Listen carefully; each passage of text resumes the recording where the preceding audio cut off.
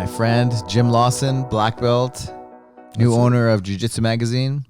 Man, such a good. Always good to see you, and big pleasure to have you. Oh man, here. Likewise, Professor. Thanks for having me, and congratulations on starting your new podcast. Another wrinkle to your already vast portfolio of MMA champion, Jiu-Jitsu champion, business owner. Now you're in the media space now. This is pretty exciting, I bet, right? I love people. I love I love interesting people, and you're one of those people. So yeah, you know, how did you get involved in jiu-jitsu?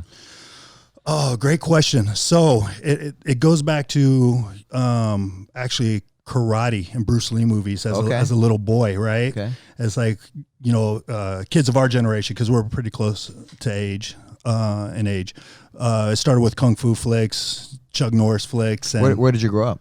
Right here in San Fernando Valley, right down the street in Van Nuys. Okay. So grew up at the time, it was the 213. That was the original 213 Van Nuys. It then turned 818. So I grew up in the 818. Okay. And so yeah, always into martial arts. And then, you know, eventually I found a home in boxing.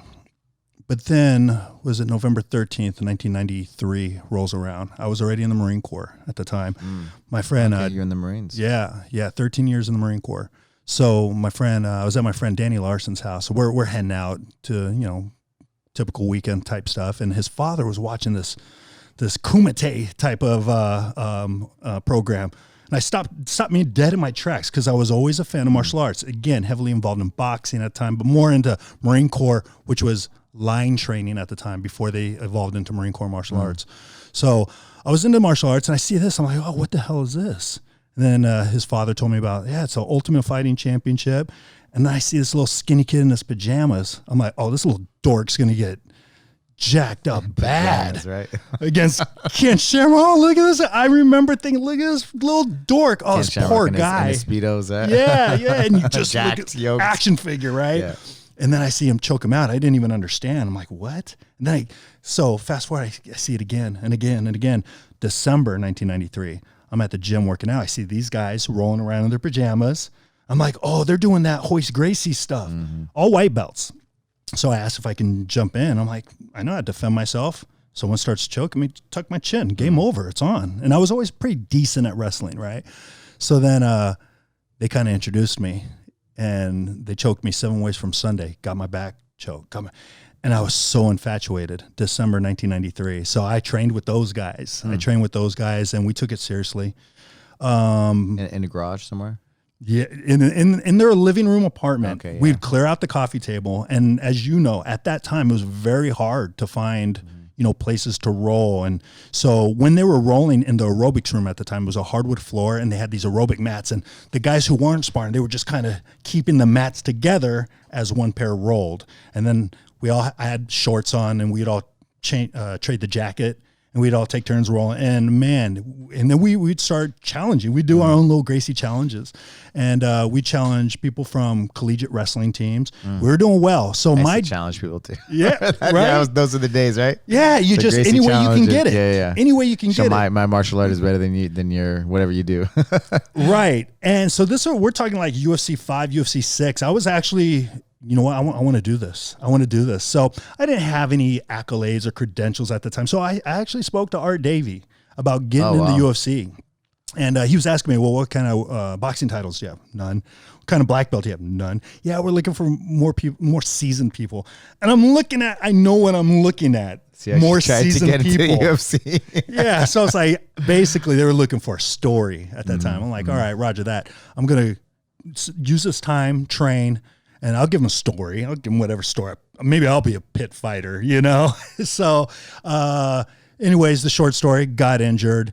And at that time, it was a little too easy to float away from it because there wasn't this culture that kind of cheered it on. It's almost like one of those dirty little things like, oh, cage fighting? Why would you win? You know? So I kind of floated away. At that point, right, it got put into, they were fighting in Alabama and Mississippi and those places that would still sanction Oklahoma. Just places that would sanction it still because it got shut down, right? McCain. Yeah. I think that was the time, right? Yeah, absolutely. After Human like cockfighting. UFC 5, yeah, exactly. And actually the way it's not that they sanctioned it, it's that they didn't have laws against it. they didn't have sanctioning bodies, Right. like boxing Right. commissions and so forth. So that's where they would go to the, the Oklahomas and the, the backwoods of Alabama or wherever. And, Joe Rogan always talks about Where those they didn't days. have sanctioning bodies. Where they didn't have Exactly. sanctioning Boxing. bodies to say it was illegal. So I guess during the way they got Mark Ratner, who was a former Nevada State Athletic Commissioner in the boxing days, they kind of hired him on to make it legislative pretty, to package it to what will make them say yes and essentially check it off. And here we are, $4.2 billion later in the industry. So how did I get into jiu-jitsu? So I got injured. It was about 95-ish. I spent a good 10 years away from it, but just kind of admiring the culture from afar. Yeah, it was hard to learn there was a lot of teachers out there, right? Right. So then in 2005, I just said, you know what, screw it. I was pretty good when I was rolling with the guys. I just signed up for a tournament, no academy affiliation or anything, just signed up. And it was the Pan Ams of all things. Oh, wow. So I'm like, What year was that? 2005. Oh, okay. I think I was, 2005? I think I probably reffed that one. Did you really? Yeah. And I think I was the last one I actually reffed. well, so check this out. This is where in the early days, like in the 90s, you had to be at least a blue belt to compete. I'm sure you remember that. Right. I bought a blue belt just in case. It's Wow. like, I think shine. I just want to compete. I don't care. I'll say I'm a blue belt. So then, sure enough, they did let white belts compete. So I was able to compete. And literally the day before, I'm like, I better find a place. So I took an intro lesson with the guy who I ended up staying with. It was a guy named Rodrigo Teixeira. Oh, okay. And it was Friday was their no-gi day. So I took a trial lesson. Loved it. It was everything I remembered, the exhilaration. And then I was like, hey, so Rodrigo, tomorrow's that competition. Because it was no-gi. It was and I don't even think, it wasn't the IBJJF. Oh, I see. It was the no-gi pans or worlds or something like that. Yeah, it was right? no-gi pants. Okay. Exactly. And then I was like, hey, Rodrigo, so I'm competing tomorrow. You mind coaching me? On my trial lesson day one. He's all, yeah, sure. I'm like, that's my dude right there. And then, typical Rodrigo, anyone who knows Teixeira, he was late. He missed all my matches. And then it was a love fest with that man and the art. Ever since, never looked back. What city was he teaching in? This, at the time, it was in Walnut. It was over in Walnut, which is by Diamond Bar. It's the East Coast. It's like the eastern border of LA County. So, and there weren't that many, at that time, there still weren't that many black belts. Nothing like it is today. So that was the first black belt I actually, I took back in the original, that first phase, we took some semi-privates with the Machado brothers and everything. And it was cool. But Rodrigo, it was almost like, wow, having a black belt in an academy, it was like, wow, it's almost like you're a pseudo celebrity, because again, there weren't that many. Yeah. And it was, I remember. What year was this? This was 2004, 2005. Okay. Yeah, I think 2005. Where's Rodrigo from originally? He's from Rio de Janeiro, Brazil. What's his lineage? He's a Carlson Gracie. Oh, okay. He got it through his brother Pedro Carvalho. Oh, that's okay. That's his brother. Yeah. Oh, wow. They're half brothers. Pedro Carvalho is an old school guy that put out instructionals, right? Yeah. He in was the like 90s. He was the first groundbreaking instructional at that time. Right, exactly. That's why I remember that name, and so I never knew who he was. Yeah, that was his little brother. Oh, okay. That was his little brother, and then he came out here So that's probably how he ended up out here, right? Yes. And it's the typical, Brazilian coming to America story. Mm-hmm. He lived with his brother, and he actually shared a lot of time. So he was teaching jiu-jitsu at 14. Oh, wow. Out here. He wasn't quite a black belt yet. Where does he live now? Great question. He's a world traveler, but he's right now, we're November 2019. He's Portugal is his home right now. Portugal? He's in Portugal. Wasn't he in Asia? He was. So ever since he left here in 2011 because his baby mother and child, they moved back to Brazil. Oh. So he followed. He wanted to be with his kid. So in 2011, he essentially transitioned off his academy, and then he left to teach in Brazil. But then it's really hard to make a living off of jiu-jitsu in Brazil. So then he'd been traveling. So he has literally been traveling the world. The next big step was to teach in Singapore. So he started teaching in Singapore, and then under a contract, and he was able to get. Do you remember what gym it was? Yeah, it was the Gentle Art Academy. A guy named. I know who that. Brendan Fung. I think I saw that. Yeah, Because Brendan. I follow them. They have like neon lights inside Yeah, the gym, yeah, right? yeah. I don't know how I became friends with them, but somehow I did. Oh, Brendan's a good guy. In fact, next time he's out here, because Cool. we're still friends to this nice, day. nice, And then he cool. comes out, and yeah, you'd love that guy. He's got some visions about jiu-jitsu, and He seemed really smart. I don't know how I know him, but somehow he's a very smart guy. He actually contributes to the magazine as well. He'll write articles, culture based. So, and he has this idea of bringing because in Singapore they're top rated depending on what part of academia you're looking at, whether it's science or engineering. They're top 3 in the world for their academia. So what he wants to do is use those concepts and bring them into jiu-jitsu and use those methods of academia and bring it into, and creating a higher consciousness of jiu-jitsu, so to speak. Hey, man, movement, right? Now you find more movement, the better you do in school. The more you let the more you let the kids play in school, the better they do at school. Right. It's so important, right? For brain development and you being your best. Well, just like you have TacFit here at your gym, right? And you just put me through a workout. It was an awesome workout, by the way. And you were talking about the movement. There's a lot of a focus on the movement, Quality of movement, yeah. Quality of movement. That was a thing that really kind of stuck. And it's all connected. Quality of movement in itself isn't going to make you some, phenomenal jiu-jitsu. But every phenomenal jiu-jitsu has That's quality movement. Right? If you look at the Kennedys, the Cobrinas, they get that there's a reason why they get really good, right? Yeah, and all these new kids, right? They're drilling, they're cleaning their movement, their quality of movement, they're making it better, right? That's how they get better at. That's how you get better. Right. So, I mean, you've been around. I mean, what would you think is the biggest? Because techniques will come and go, the trends, right? But would you say that's like the biggest kind of ingredient for the quality of jiu-jitsu nowadays? How would you rate the quality of jiu-jitsu nowadays? Things are a lot faster, right, than in the 90s, for example. We have YouTube, we have our phones. Just things come much faster, so we can see the events live from Abu Dhabi, streaming live to our homes, and so we can get all the information. We can get the information while the people are still in the gyms, right? Right. So all that stuff it's available to us where it wasn't back in the day. It was like a secret. Everything was a secret, right? And the only way you learned is the really tournaments, right? Maybe recording tournaments, and they didn't even let you record the tournaments at the time, right? Yeah. A lot of the tournaments, right? So there's a lot of secrecy. But now, the veil's on the cat's out of the bag. Cat's out of the bag, and everything's out there. So I think that's one of the things. And then two, like people are getting smarter as far as like the movement, right? The drilling, right? The drilling is so important. You you can do class and all that, but if you want to really get your techniques and those kinds of things better, right? Your jiu-jitsu better, you have to drill. You have to put the time in practicing and drilling the techniques, right?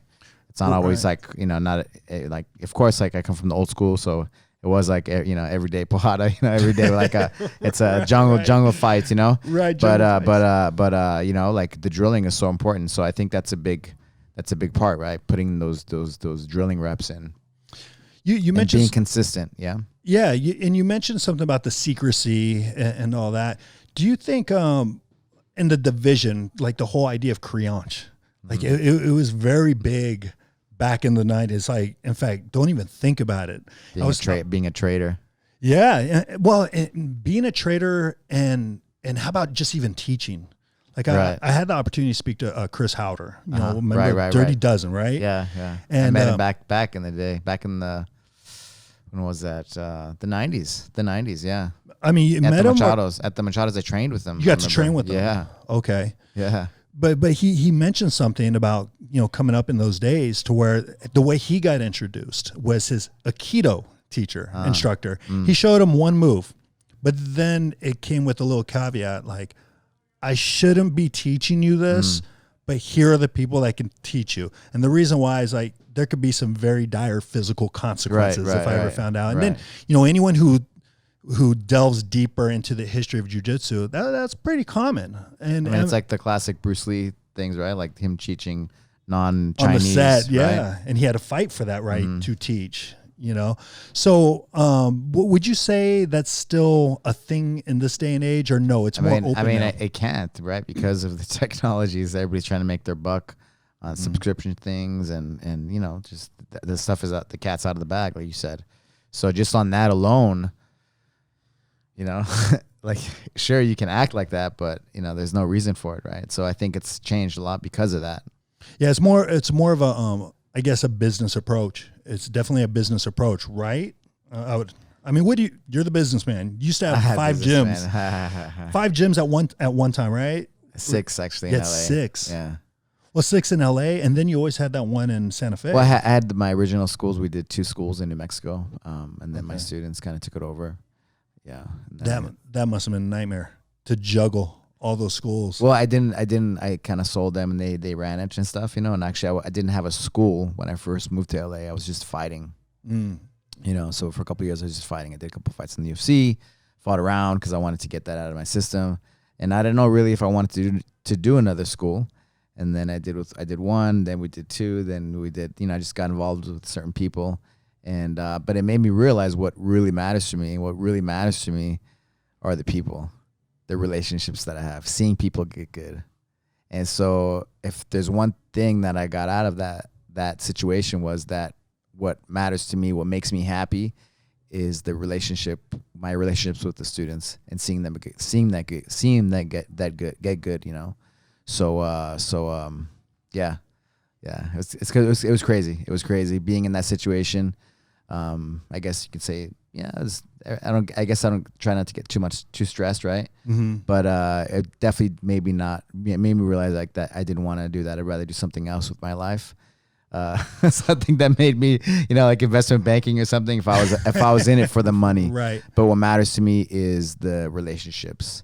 And so that's what I got out of that having the 6 schools, and I take that to heart, and I think about that every single day, and I try to foster. I don't take it for granted. Well, to that, you didn't seem to have this issue with making that transition from fighter, because I'm sure you could attest. Your life as a fighter, you're all in. There's no time for playtime, no hanging out. You're all in.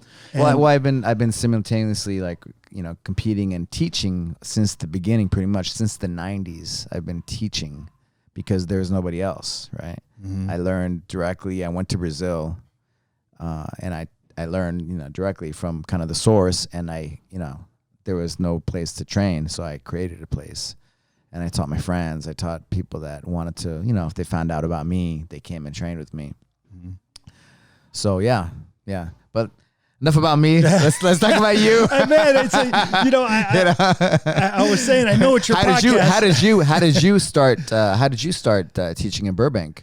So because I know I was taking my kid to school, and I met Mark West on the corner. There was like a little dad's club, and we started hanging out, and he started telling me how he did jiu-jitsu. He didn't, I guess, put 2 and 2 together. Right. But then he was like, man, I trained with this guy, Jim Lawson, and blah, blah, blah. And I was like, oh, that's awesome. Good for you. And then, you know, it was some time, right? We finally met. Yeah, still talk to Mark. He's like, Jim, I'm gonna lose weight. I'm gonna get back on the mats, Jim. Yeah. So Mark West, if you're listening, we're waiting for you to get back on the mats. He's coming. I actually saw him like last week. Oh, you did? Yeah, I see him pretty consistently. His son is still his son is wrestling. Wrestling, right? He's wrestling. He just had a big injury. Oh, okay. But hopefully I'll bring him in. So get back on the mat, back to the wrestling mat. My journey of teaching was I wasn't a black belt yet, but Rodrigo gave me the blessing, you know, to teach, and I did identify a curriculum, which was very based in fundamentals. And it's like you can go ad nauseum on the details of fundamentals. And that kind of is my style. I'm more of a fundamental guy, you know, and not making judgment on the Berimbolo. A lot of people make judgments on the new moves are garbage. To me, they're not garbage if you can get them to work. Then it's not garbage. That's it. You got to be open to everything. Bats don't lie, right? You got to be open to everything. So he gave me the blessing, and I ended up walking away from my corporate job in 2000. The end of 2007, started teaching 2008, full time. And I started at a rec center in Hawthorne. Like I wanted to go to a community where it wasn't so accessible, because as a whole, jiu-jitsu can be pretty pricey. And I wanted more people just to get involved. So I taught at a rec center in the city, and not so great neighborhood, and just kind of expose folks. And a lot of times, for better or for worse, man, just show up. That's the payment. Just show up, you know. And it got going. And that was in Hawthorne. And then I was living in Diamond Bar at the time, and there was a Taekwondo studio. You're driving around LA, huh? You're all over the place. Hawthorne, Diamond Bar. Training in West Covina Valley. or Covina. Yeah.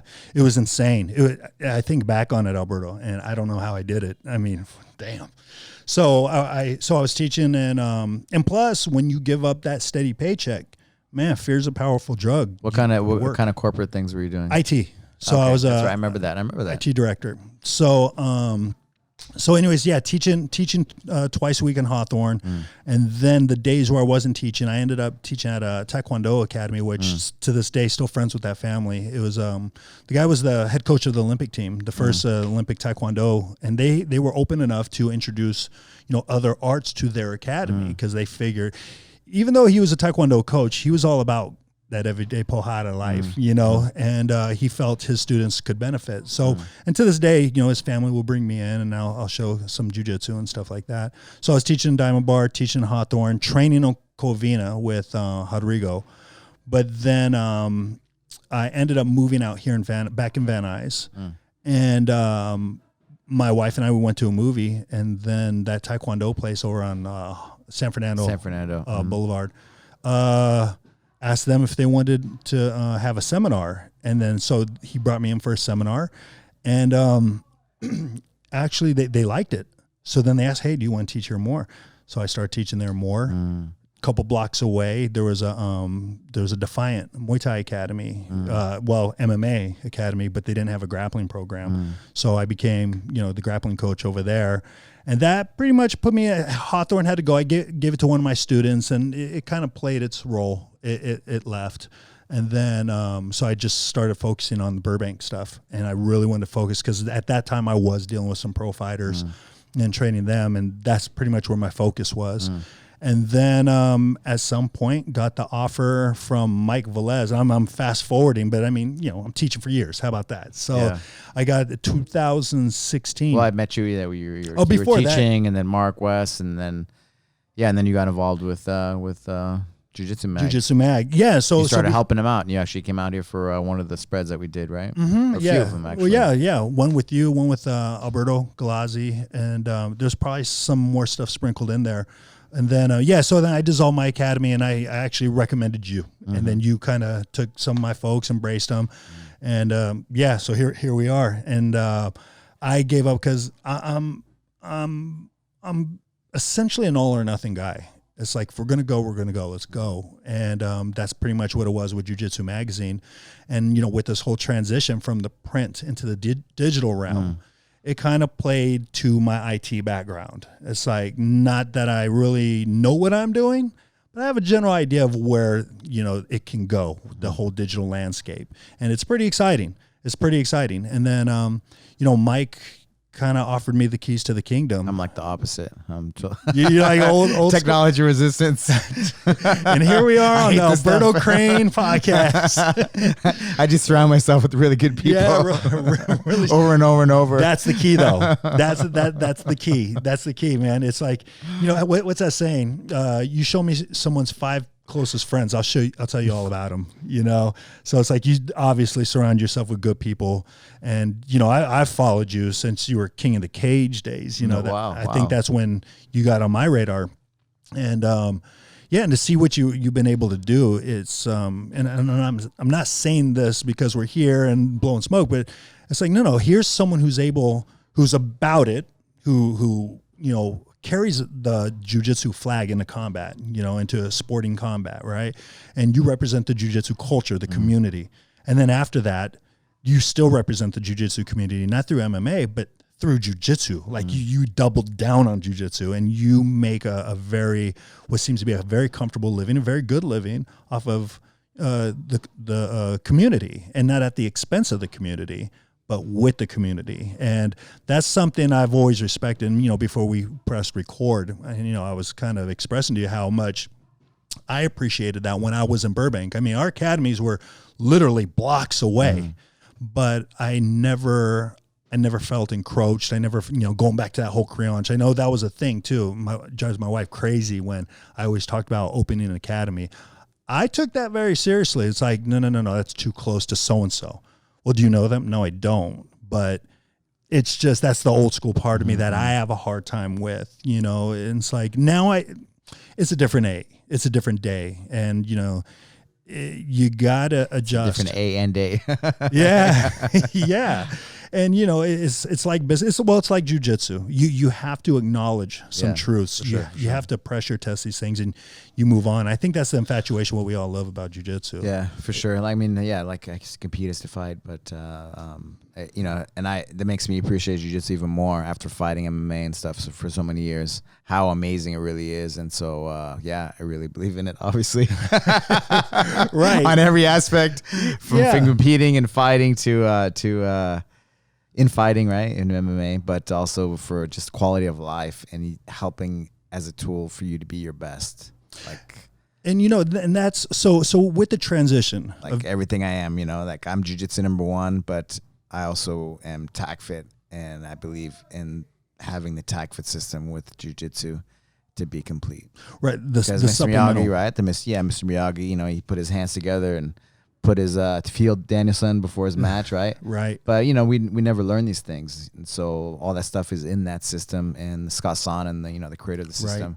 I always feel like I'm kind of selling him, but it's all there. It's all there. He was a grappler as well, so he got started. Did he get started grappling? He was a sambo. He sambo. did wrestling and sambo, and he became like a champion sambo player, and got to go to the Soviet Union. I think back in the 90s. Now you're world traveled, most definitely. Have you ever got to grapple with those guys in Russia? I went to Russia. How many times did I go? I went once. I did a summer camp there. Oh, you summer camp? You didn't compete there? It was a summer camp? No. And what was your recollection of grappling with the Russian guys? The first time I went to Poland. One of my favorite, times, one of the camps was going to Poland. We did like it was a summer camp. It was on this lake in the middle of nowhere, and it was 99 guys and one girl. Oh wow! I remember at this lake, and I think about 10 or 15 Russians came. Because there weren't a lot of black belts and those kinds of activities happening in Poland. It was pretty deep, and they were students of my professor Draculino. Mm-hmm. So that's why I went out there, and they were really cool. They were really cool. They were just all about it. Like the jiu-jitsu kind of blurs like any kind of politics, any kind of cultural differences. It just makes us all one, right? Yeah. You see that same thing happening just in our culture, right? With maybe one guy's somebody's maybe a janitor, another guy's I don't know, president of Warner Brothers, but they're all on the same mat. They're all equal. Man, that's so true. It is a glue. Like jiu-jitsu is its own language. It's a different dialect. You get different dialects, different, But going back to my professor, Rodrigo, he's traveled the world. Like I said, he was in Singapore. He was living in Australia. But then, he's done seminars in Spain. But he spends a lot of time in Russia. He does a lot of seminars in Russia. Okay. Yeah, it's crazy. Like Moscow specifically. Okay. That region. Okay. But, I asked him when his last visit out here, of all the people, what are the differences in styles, and who would you say is like the next to really blow up? He said Russia. It's like the level of grappling over there. He's like, man, it seems like I'm fighting for my life every time. Those guys are good. I mean, they have a lot of really good wrestlers, right? Right. And sambo guys, right? And so a lot of those guys are gravitating towards jiu-jitsu.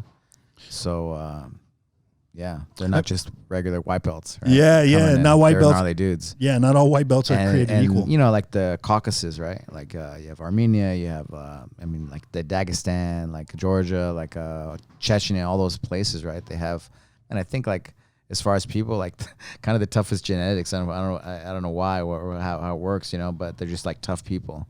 Yeah, and I think that may have something to do with the climate. Yeah, I mean the mountains and stuff, right? Well, not so much the weather. A lot of wars and those kinds of things, right? But I think a lot of those guys. Well, Russians are tough too. I mean, it's just a melting pot, right, of tough people. Yeah, and then when you like in any combat sport, you think of like the boxers, even from back in the day, the Jack Dempseys. What's a common thread? They all come from just jacked up upbringings. Yeah. They come from poverty and tough places. Yeah. Right. So I think that's the common thread. So when you go to different regions and you nailed the nail on the head, it's like they're at war. So they're not hanging out and partying all the time. Yeah. They're learning to preserve themselves and their family. And so I can see that. So kind of going back to the purpose of what I'm trying to do with the magazine, right? So we, at the end of last year, 2018, we ceased print. And 2018, so last year. Yeah. So December 2018 was our last printed issue, and we were making a transition into the digital space. And it's not just a Jiu-Jitsu magazine thing. It's just print in general as a whole. And, it's a bittersweet thing. It's like, I love the tactile feel of a magazine, sure. Right, and I think a lot of people will agree with me on that. But I think also a lot of people will say, man, but I can't tell you when the last time I bought a magazine. Exactly. Yeah, I go to my phone. Yeah, you go to your phone. And when you go somewhere I'm just going to be over here on the side, I bring my phone. I'm watching YouTube. So it creates a... the only time I see magazines are on the newsstand, right? Yeah, and where are those? Where are those? I mean... Or if you go to Barnes & Nobles, like you see that stand there with all the magazines. Right. Or in the grocery store. And if you go to the grocery store, some have eliminated their newsstands altogether. And then the ones that do keep them, they're so tiny. They're so small. They're like a sliver of an aisle buried, somewhere in the middle of the store now. And it's that's just the harsh reality. I think print on a certain level will pretty much never go away, I guess. I don't know. But, the Barnes & Nobles, I mean, if you look at them, it's just, man, the industry as a whole has taken a hit. Which brings in exciting opportunities. So what we're trying to do now is create essentially more than just a magazine, but like a media network. We've launched our own podcasts. So, we have the Twisted ones. Jiu-Jitsu Mag podcast? Well, it's not Jiu-Jitsu Mag podcast. It's more like the Jiu-Jitsu Mag podcast network. Oh, I see. So I have the Twisted Ones podcast that we just recently launched over at the last ADCC in 2019. So we had, Gordon on there. We had Gary Tonin. We had a lot of good guys to help us kind of launch that. And we have, someone that as well, Ben Zhuang, Professor Ben Zhuang. He's a Gracie Black Belt. And he's focused on the strength and conditioning aspect of things.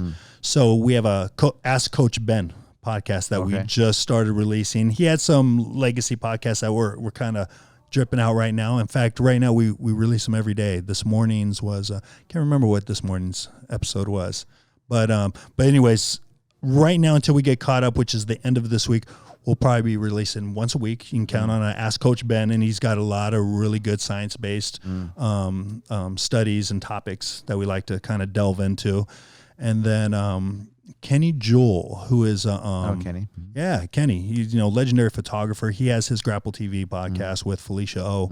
We're working on a collaboration as well. So the idea is to create members of the community all kind of touching on different aspects of the community.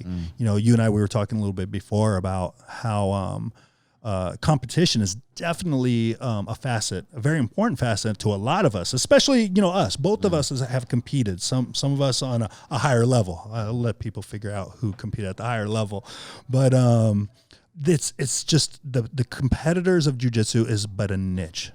It's not like jiu-jitsu is, taking the world by storm per se. I mean, to us, the hardcore it's like we see the growth and we're like, man, this is great. But in the bigger picture, there's still so much work to be done. But then you start putting together that Rubik's Cube.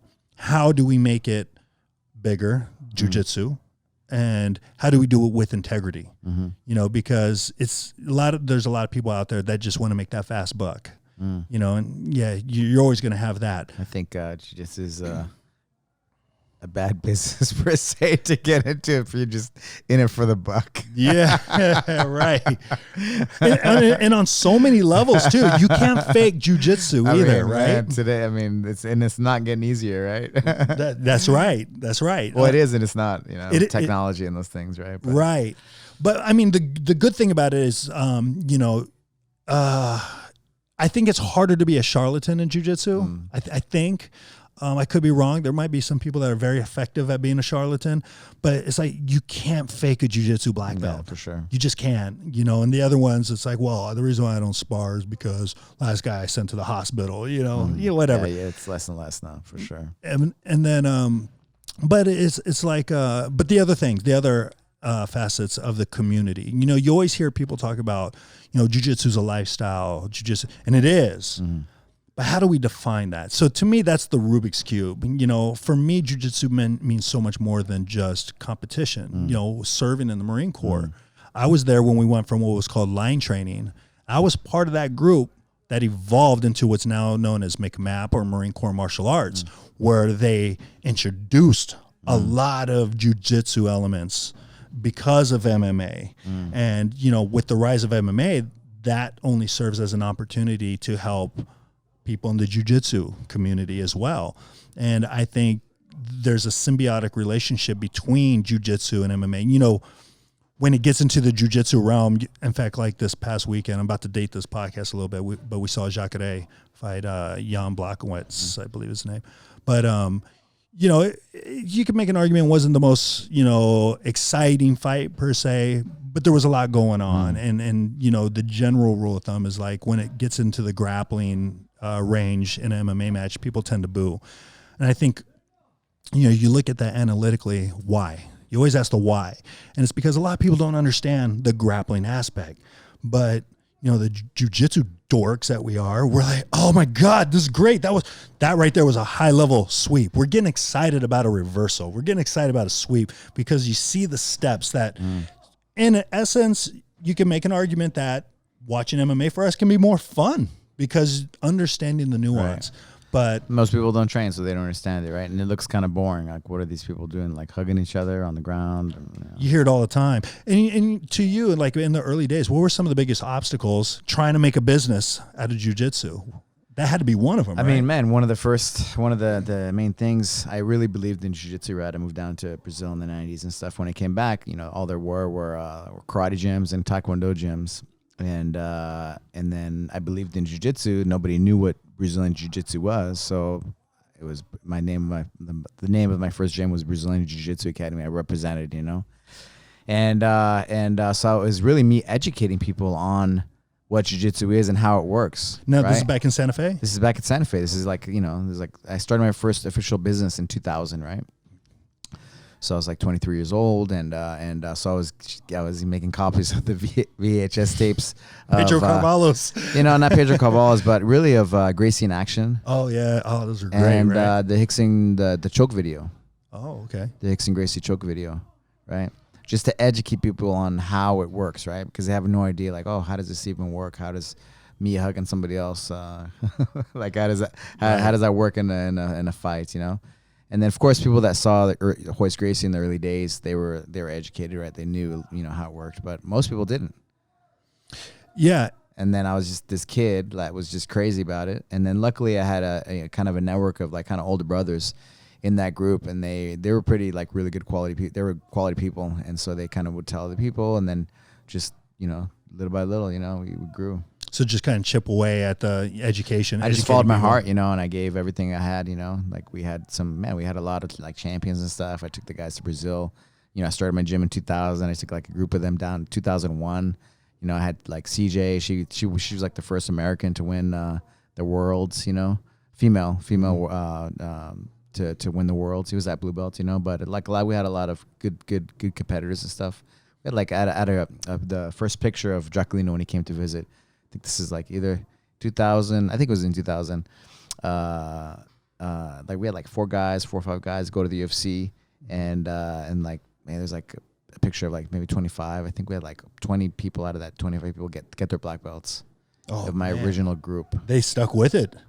It's stuck. I have it hanging down I'll show it to you after in my main jiu-jitsu room downstairs. The original crew, huh? Kind of, yeah. They mean a lot to me.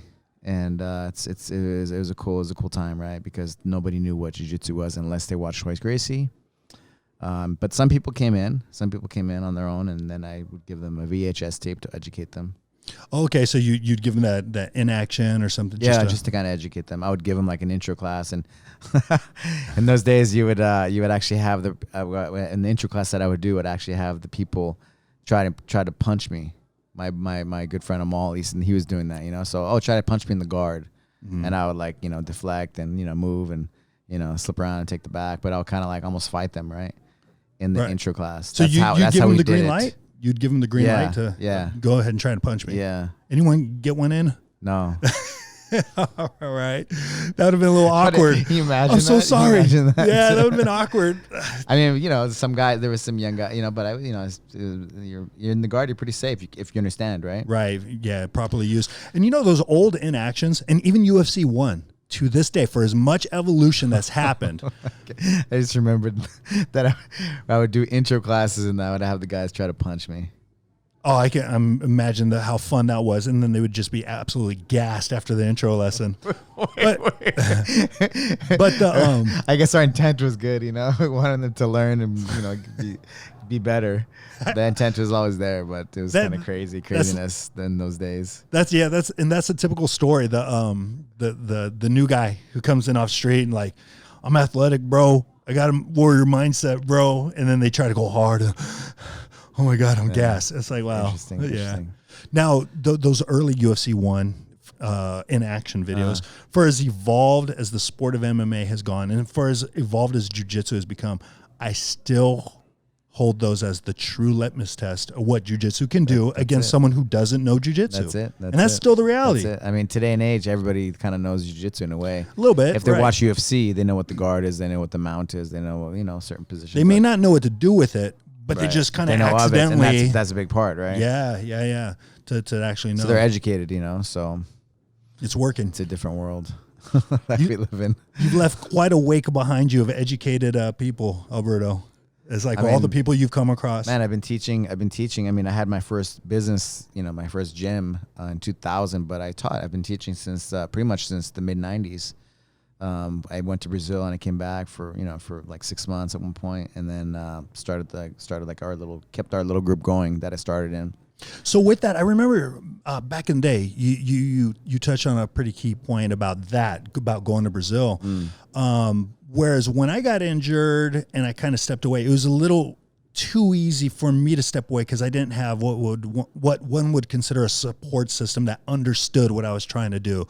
So I allowed distractions to kind of get in between me and my passion for jiu-jitsu at that time. However, I remember you stating that you actually had a support system in your mother. Right, when you went off to jiu-jitsu, is that right? Or the people around you? For sure.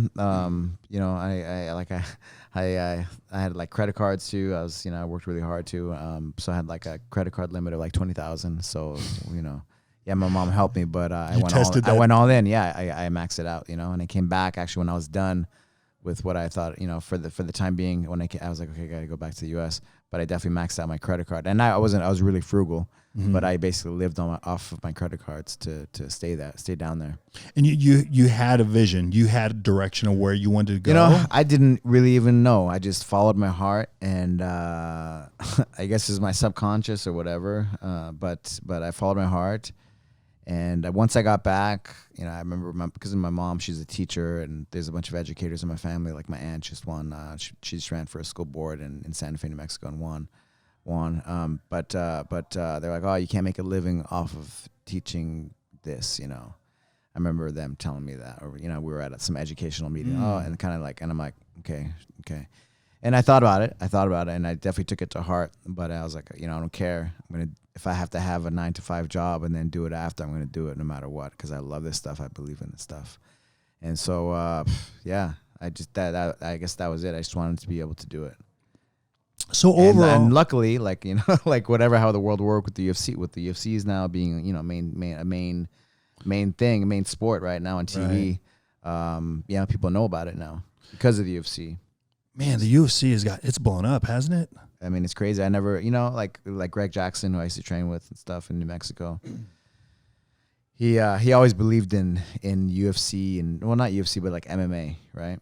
And I kind of was like, I fought, King of the Cage came to New Mexico, and I fought in it, but I don't know if I really ever fully believed in it, that it was gonna blow up like UFC has. Really? But he did. And yeah, my thing was always jiu-jitsu. The only reason I think I ever did MMA was to kind of prove jiu-jitsu worked, really? you know, for myself, and then I kind of represented jiu-jitsu in MMA. So, And then one fight, 2 fights, 3 fights, I did that King of the Cage title, and then it just kept going. next thing you know, On you're Japan. in the UFC. Yeah, and the UFC's wanted me to fight, and yeah. You have any good Greg Jackson stories from back in the day? Oh, wow. Against Star, that's pretty good, Greg Jackson stories. You knew Diego Sanchez back in those days, so right? we were all training for that pay-per-view. It was like King of the Cage. It was like their 3rd event in New Mexico, and I was fighting Javi, and we were in this small little maybe like 1,500 square foot dojo. Had these like those foldable mats. Yeah, they were white, I remember. And it's like me, Diego Sanchez, like Keith Jardine, like Holly Holm would run with us too. Really? Yeah. Back then? Yeah, because he was always friends with Mike Winklejohn. He was always like kind of like his kickboxing mentor. Okay. And we would go over there and train with Mike Winklejohn as well. And Mike Winklejohn was a beast, like a cardio beast, and he would take us up to the mountains. And Greg would too, But Mike Winklejohn had his own He got after torture routine, Yeah. And he had a guy named Chris Luttrell. He was kind of like his right-hand man. He has his own gym now in Albuquerque. He trains, I forgot her name. But if you... Yeah, he fought in the UFC too. Right? He never fought in the UFC. He beat... Wait, who's the Luttrell? There's Chris Luttrell. Uh-huh. And so it was like his right-hand man. He was a big part of the Jacksons team. Yeah, that's what I was speaking of. Yeah, like a lot his ground and pound system. It comes from him, and... Okay. Yeah, he's actually that's how I went to Greg, but he kind of recruited everybody. Now, was this back in Albuquerque? This is back in Albuquerque. Okay. He wrestled for UNM, University of New Mexico, and he was he wrestled there, and then they stopped the program, right? And then he actually became like a flight attendant and traveled around, and he would go to all the Gracie and all the jiu-jitsu gyms and learn and bring it back to the gym. That's a strong move. And so how Greg's gym was called Gaido Jitsu. I think like with street fighting or Way of the Street or something, Gaido Jitsu. And then eventually turned into, Jackson's MMA, because they were like, what's Gaido Jitsu? And there were a lot of haters, but the guys were we had a Brazilian friend, we went down the train, and like Keith Jardine, we trained Keith Jardine, this guy, Thomas Schulte, a bunch of they were just tough guys.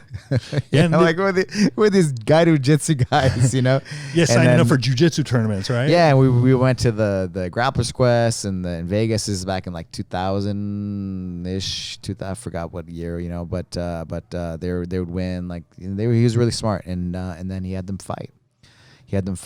And so it was kind of like the perfect. It was at the perfect time, because he was grinding. Like, man, these guys were fighting for like a couple $100, if that, right? If we were lucky, they paid us a couple $100 at these like smaller shows, right? And like I said, he believed in it, that it was gonna be something, or he just loved it, right? Mm-hmm. This is back in the day. Pat Miletich was the king. He was of course he was the UFC champ, but he was also like Miletich fighting systems and everything. They were the kings, back then, and he was trying to be like that. And I asked him back in those days, like, "What's your goal, Greg? What do you want to be?" He's like, "I want to be known as the best coach in MMA." And he did it. Yeah, he did it. I mean, look at that stable. I mean, now maybe they haven't been winning like lately, but he did it. I mean, yeah, when it's arguable. They had the who's who. They had like at one point George St. Pierre. Yeah, they had and he was kind of he was the guy. He was smart. He's smart, and I always appreciated that. He didn't have any kind of background. Maybe he had some wrestlers in his family, but he kind of figured everything out in a way. Through Chris Luttrell, because he had a good team. Chris Luttrell was a big part of it. But he these guys lived a frugal life, right? One foot in front of the other. Like it was tough back then because nobody knew what nobody knew what jiu-jitsu was. Imagine MMA, right? So unless there wasn't things that were getting sanctioned, right? So it was an interesting time, but he kept at it. Yeah, and that's something that I always look at someone like a Greg Jackson. You kind of nailed it right there. It's not necessarily that he had some sort of background, all these accolades, but he's smart. And no matter how you may feel, what was that MMA movie that they made, The Fighter? Oh, there's been a couple. I think is it Nicolas Cage is in it? No, I don't know. Shane Tatum. Oh yeah, what was the name of that the movie? Fighter. Yeah, that was good. I think that was my favorite one. And Really? so the It's pretty coach, I think it was about my favorite MMA movie that I've ever seen. And the guy had issues with his dad, right? Mm-hmm. His dad was like alcoholic, and the coach was based off of Greg Jackson. Oh. Like he listened to the classical music, because I was stayed in his house. Like the guy he gave everything he had to all his athletes and coaches. That seems to be the key to all these, like across all sports, like. Phil Jackson in the off season, he would have an exit interview with the players. He would give them assigned reading, tell them things to read in the off season. You have Customato, who would put an emphasis on studying, with Mike. And then you have, we all know Danaher. He's an educator himself, with a degree in philosophy. And then, Greg Jackson, where you kind of step outside of the storm of whatever it is, the discipline, let's say. You step outside of it to really supplement and really elevate the primary, which is fill in the blank, jiu-jitsu, basketball, whatever. Just higher performance. And it goes back to, what you were pointing out with TacFit. How, okay, you want your jiu-jitsu, you want your MMA to get better? Do this program over here. It really has, quote unquote, nothing to do with, but it has everything to do at the same time, and then it's that higher level of consciousness. And it really is. It really is. I feel like it completes jiu-jitsu. Like jiu-jitsu for me is number one, of course, but it completes jiu-jitsu, and it makes your jiu-jitsu better, improves your performance, but also helps you prevent injuries, and helps you recover from injuries, which happen, right? And man, it's like it's a no-brainer, and it's still the most complete system out there that I've seen. I really study hard. I've been really studying hard the last few years, going to a lot of different certifications and really studying. Yeah, you've turned a corner on that. You had a pretty significant injury that you had to. Well, 2012, 2013, I was diagnosed with multiple sclerosis. I went in for every 5 years they make you do brain MRI, and so they brought me in, like actually the day before the weigh-in, and hey, we need to talk to you. I'm like, oh, all right, sure. So I showed up, and they showed me like the brain MRI, and you have a bunch of lesions in your brain. This looks like something very serious. This looks like whatever, and maybe I'm not sure if they said it at that time, but I didn't really pay attention. And we can't let you fight. But we need you to come in and do these tests, and it took about maybe like 3 months. We did a bunch of like neurological tests and different things, and then they're like, yeah, sorry, you have multiple sclerosis. It's like somebody died because they can't fight anymore. They said, and then they gave me a stack of drug books and asked me which ones I wanted to take, and and then that kind of, and I asked them, can I still do jiu-jitsu? And they're like, sure. And so I signed up for a tournament, and I went on a world tour. Really traveling. It was 2012, right? Well, it was like 2013 actually when this happened. Okay. So I'm not sure. One of those, either 2012 or 2013. Because I remember that time. And then for like I think a good 3-4 years, I did a world tour, and I was like, what if I can't do jiu-jitsu in 6 months? What if I can't do jiu-jitsu in 3 months? What if I can't grab? What if I can't walk? Because you look at all these YouTube things and all these, you start to do your research, and you're like, oh man, like it can happen, right? So I was like, I want to give everything I have. I remember that. I don't want to have any regrets, So there was a tournament in Munich, in Germany, where I spent most of my childhood. So I signed up for that, and I went all in, And then I had some spiritual moments, and I was like, I got this, and I got this. And then I think it was my subconscious. I got reconnected with Scott Sonnen, and the TacFit creator, right? And he invited me to do one of his certifications. And this is back, it's like almost 4 years ago now. You've been in it ever since. And I was like, okay, I have a second chance to really learn this, because he actually helped me for one of my UFC fights. I got thrown on my head. I had these injuries, and he showed me some movements that to heal myself. And it was actually just that alone. But everything he told me, it worked. And it was like these different things. So I was kind of like, okay, sure, but I did it. And then it worked. And I never stopped thinking about it. And I always wanted to learn, but there was no place to learn. And so I was like, all right, so I finally went to a cert, and I talked to a couple of the guys and his old partner. He had a partner of 23 years. And I was like, okay, I want to do tack fit at my gym. And so I actually made a tack fit sign. I think I was the only one in the world at the time. Really? The one we have on the street. Yeah. Mm-hmm. And I believed in it, and it reminded me of jiu-jitsu when I first started jiu-jitsu, because nobody knew what jiu-jitsu was. They knew what karate and taekwondo was, but nobody knew what jiu-jitsu was. But I represented, And so I've been representing tack fit ever since. And in the process, every rep, every certification, I did like 50 workshop certifications in the last like 3 years, but most of them were like in a year and a half, but with every rep, with everything that I did, I got better and better and better. My injuries, they started to heal. My brain started to work better. And it's just remarkable, and I'm not the only one. Everybody that's been doing it in our gym, I see the same results that I can see with jiu-jitsu. And then of course it helps the jiu-jitsu athletes from injuries, and just builds your awareness and your knowledge, right, of self. And increases your quality of life. And really, it's much more than fighting, right? Jiu-jitsu. Yeah, quality of life, quality of movement. So it teaches you all those components. The brain-based fitness, if you want to call it, but it's much more than fitness. It's he calls himself a human optimization scientist. Who's Scott? Scott, yeah. Well, that's what he does for the government now. Human optimization scientist. I like that title. It's nothing you can get a job application for. I guess you can if you get certified. Yeah, he's a maverick. He's way ahead of his time. Like I've gone to like these conferences and things like that, and they're saying all these things, and like, oh, we just found out this, and I'm like, I think about it, I'm like, oh yeah, I know Scott's been saying this for a lot of years. A lot of the stuff that he said all these years ago, there wasn't the science and stuff to prove it yet, because we didn't have the technology. But especially in the last like 5, 6, 7 years, we've had the technology to kind of prove these things. So now it is science. And so I feel like in a way the world is ready for a lot of these things. So, and even if it isn't, like I know how I feel and I know what it's done for me, and I see the changes in our students that train in tack fit. Right at the end of the day, so you live with it, And like he just wrote a science paper with a couple other really smart people, there's a kind of a quote that I kind of really liked. He's like, "This isn't science based. This is science."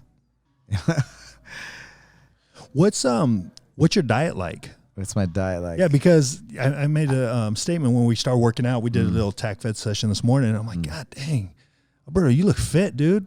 It's all about just knowledge of self, right? And so everything, you start to get stuff dialed in, right? Of how you feel and how, performance things, right? And so I try to cut out I don't have wheat, and I like some sweet things, but overall I try to control my sugar. And a big thing that I've done, and so I try to eat within a certain amount of time, right? So if I eat breakfast at 7:30 or 8, I try to eat within 9 to 12 hours, So would you categorize that as intermittent fasting? Yeah, or time restricted eating, same thing, right? Pretty much. Okay. So I do that like 5 days out of the 7 days of the week. Now, is that a recent development or not? Yeah, it's been since last year. I started training for this tack fit team leader. It's like their level 2, and it was kind of mission impossible for me. And I had to do everything I could do to be able to pass and to do this, because I have so many injuries, and so you have to lift like a lot of heavy weights and just be able to move, And I had so many restrictions. I had a hard time putting my seatbelt on when I first started training. Oh, really? And I couldn't do a lot of the things, and so I had to hit it from all angles. I had to do everything I could do to be able to do it. And so one of the things that I figured out was fasting reduced inflammation in me, in my body from training really hard, And so I started doing that. At first it was really hard because it was like I'm hungry, and just your mindset and. Think your body's used to kind of eating, having dinner and stuff, and so I stopped doing that. I wanted to pass so bad, I wanted to do it so bad that I adjusted, and now it's no problem. Any neck issues? I mean, man, I've been thrown on my head. I've had so many neck issues, you know. But like I said, I know what to do now. You know, I know what to do. Like I don't really, I know what to do. So from TACFit, well, all the TACFit stuff. If I have some kind of stiffness or pain, I know the movements, what to do. It teaches you all those things. Okay, so you pretty much work through any neck pain right now, and you're feeling better with the movement. Yeah, it's knowledge. You know, it's knowledge. Man, I find it harder. Just backing out the driveway. You should tell Ben to come and see me and get TACFit certified. He probably dig that. That guy, man. You know, I know gets Ben. Into it. Yeah, he needs to do. It's all the right stuff. He's a fitness person, right? Right. So he needs to do it. Yeah. There it is, Ben. Get out there, Coach Ben. Gauntlet challenge laid. Because it's what's so cool is jiu-jitsu you're versus maybe of course it's with yourself too, but you're going against somebody else, right? Right. And in the TACFit, it's only you versus yourself. Sure. But it's a fight because the fight is keeping the technique, like your breath, your heart rate at a certain level, because you want that balance, right? That 60 to 80% of your heart rate max. You don't want to be going over that because then you get too many stress hormones and chemicals and all those kinds of things, right, happening. And so you want that homeostasis. And and so if you start to breathe too much, right, you're over breathing. It's just things go out of whack. So you're trying to always keep your breath, having the correct structure in the body with the movement, pretty much. And then that's where the magic happens. It sounds very simple, but the amount of brain and thought and just everything that's been put behind it, it really blows my mind. Blows my mind. That reminds me, one time Joey Diaz. I know he's a friend of yours. He trains over here, and he was talking about on Rogan's TACFit. You put him through a TACFit workout, and he was saying essentially the same thing. He's like, Joe, I tell you. The movement was simple, dog. I lift down, dog. Yeah. The club bells. I felt great. Yeah. I felt great. But he was saying that it didn't just destroy him. He from what I remember, he was saying he was worried about this is going to kill me. But he's like, no. It's like it was quite the opposite. Yeah. I felt great. I lifted a couple times. It didn't destroy me. And dog, my neck feels better, dog. And did this and that. But it's like that was such a statement, especially where he's coming from, where he allowed himself to get on a certain level. Now he's doing all these things. Is he still training a lot? He's supposed to come in. Actually, he's been so busy, right? He had this Netflix special, and he's been traveling, doing his shows, and he's blown up. Alberto, man, you're changing the world. Nah, but I think he was supposed to come in. I think this week. I think he's home, so we're supposed to hang out. Oh, right on. But he's been busy, and I think he just tries to go where he can. He has a guy, I think, right on his block, where he lives. But he's a great guy. What's interesting with him is I first met him in New Mexico. They were filming The Longest Yard. Oh, really? Yeah. And he told me, yeah, I'm gonna come and train over there in Santa Fe. And I was like, okay, I'm always like, yeah. Oh, you were back there already? Yeah, I was still living there. This is back in 2007. Okay. And I was like, I'm gonna come train, and I'm like, oh, okay, cool, But I kind of I take it for real, and the way he says, things, like, you're okay, Yeah, right. And then I moved, and then he came and trained in LA. He showed up at the door. I'm like, hey, Joey. Coco Diaz says he's at the door, So, and he came in and I told you I was coming, dog. Told you.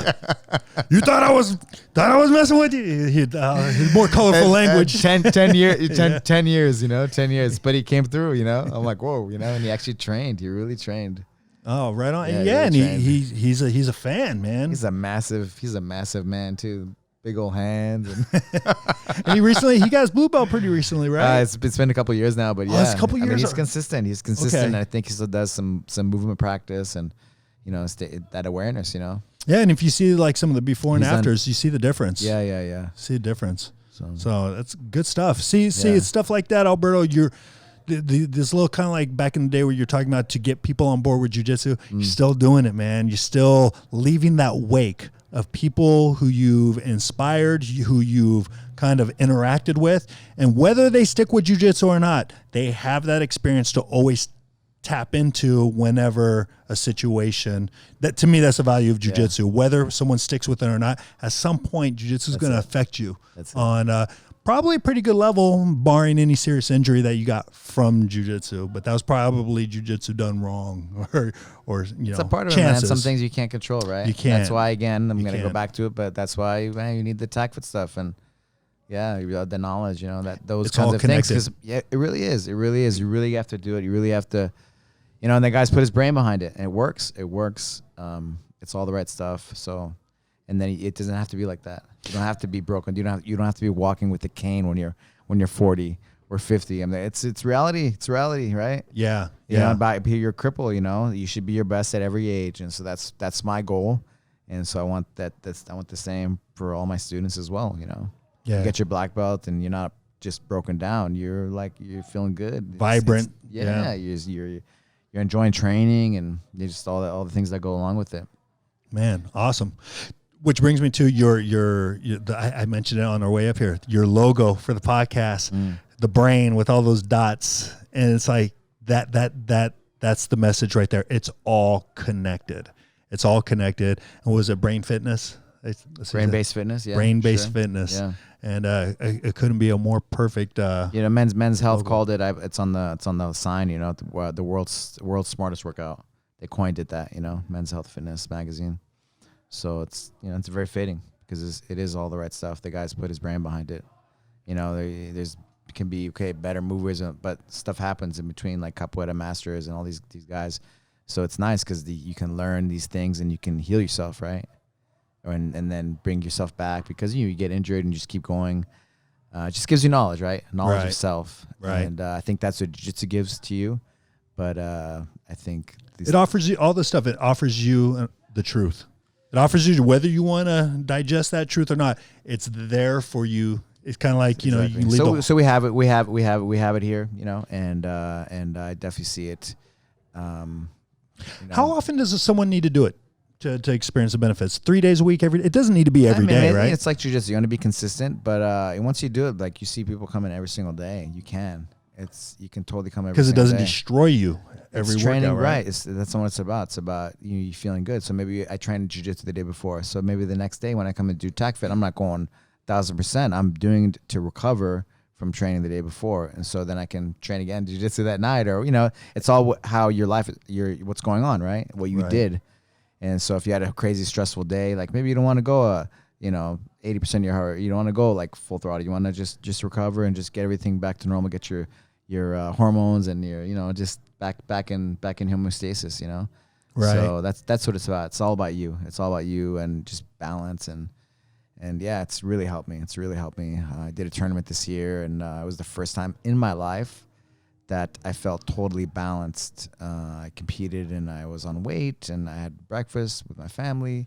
I went in the afternoon. I competed, and then later that day, I did my matches, and I went home and I played with my kids. Felt great. I felt great. I'm like, that's how and that was the first time in my life. My whole life of like eating disorders, like you cut all the weight to make the weight for the tournament, and then after the tournament you just go crazy because you just like you get to eat all those things. You're not or battling whatever, the scale. Oh, so you went through that as well? My whole life, like my whole life. What were some of the biggest vices? Like I love hamburger. Well, I love food. Let's be real. When it's time, I can cut the weight. I can get down. But man, like as soon as you can, like you go crazy. You go crazy. Like I like sweets. I like like just whatever. And I can't stop. You like pizza? I'm out of whack. Carbs and stuff, of course. Like so for sure. Like all the garbage. Why does it taste so good? But Alberto? honestly now with all this stuff, like I don't crave it. Like sure, I can taste, I can have it, and I never had that in my life where I couldn't if I had ice cream, I had to like eat the whole bucket or whatever. In a way, I have that personality, and now I can taste it, and I'm good. I can walk away. Man, like it's changed my personality. Right. Like. And it's all from, the breath with the movement, the structure. Like, I mean, getting connected. Getting connected and balancing awareness. I mean, thank you, Scott Sonnen. Yeah. Thank you, TAC fit. And and so thank you. I believe in it. I believed in jiu-jitsu. I believe in TAC fit, and I believe in jiu-jitsu and TAC fit. There it is. So. And on that, where can people find you? Where are the? So yeah, there's jiu-jitsumag.com. That's JIUJITSU mag.com. And then also we're getting pretty active on our YouTube page where we're starting to I think I've seen some of the videos. Yeah, wake up that page. It's been dormant for a while, but you know, we're releasing the podcast on SoundCloud, and then you know, it'll make its way to iTunes. What's the name of the podcast? Well, there's a few of them. So you have the Ask Coach Ben podcast, okay. And then we have the Twisted Ones podcast, which is Twisted the number one S as in plural ones. Okay. Twisted Ones podcast, but you can find it the on YouTube page, huh? Our YouTube page, and it's all connected together. We're creating nice little playlists, so you can just kind of see them all sequentially, you know, in sequential order. And so yeah, those are in Instagram at Jiu-Jitsu Mag, Twitter Jitsu Mag. Someone else took Jiu-Jitsu. Someone on Twitter. Somebody. Someone took it on Twitter. Come on, man, give it up. Give it up. Twitter, they always get it. they're on it pretty quick. But but jiu-jitsumag.com is where it's you can essentially use that as the hub. And Alberto, I want to thank you for having me on your podcast, because I think it's just going to be indicative of what the rest of your previous life has been, which has been successful. Everything you've done has enjoyed a level of success. So I feel very honored that you had me on here, and I get to be a part of that circle of success that you're wielding. And you know, hopefully we can get a little bit of that Alberto Crane rub. Thank you, brother. All right, thank you. Man. All right, appreciate it.